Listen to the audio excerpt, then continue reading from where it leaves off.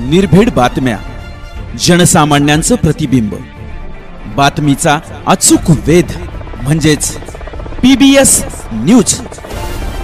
प्रतिदिन लाखो दर्शकांच्या पसंतीचं चॅनल म्हणजेच PBS न्यूज चॅनल।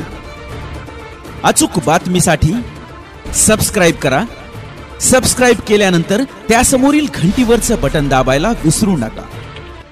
माड्यात फक्त धैर्यशील मोहिते पाटीलच विजयी होणार, शरदचंद्र पवार।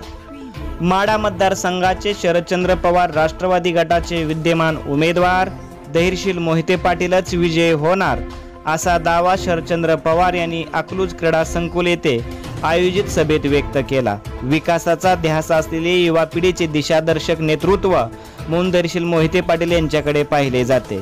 सध्या मान, खटाव, फलटण, पंढरपूर, माडा, करमाळा येथील जनतेने दिलेला प्रचंड पाठिंबा, नियोजित प्रचार यंत्रणा तसेच विरोधकांच्या ठायी हुकुमशाही, गुंडगिरी, सत्तेचा गैरवापर आदी मुद्द्यावर शरदचंद्र पवार यांनी हल्लाबोल केला। सभेच्या ठिकाणी रामकृष्ण हरी, वाजवा तुतारी, जयघोषाने सारा परिसर दुमदुमून गेला होता। सदर सभेस अतिशय मोठ्या प्रमाणात प्रचंड गर्दी झाली होती। PBS न्यूज साठी विजय चव्हाणसह सचिन ओवाळ।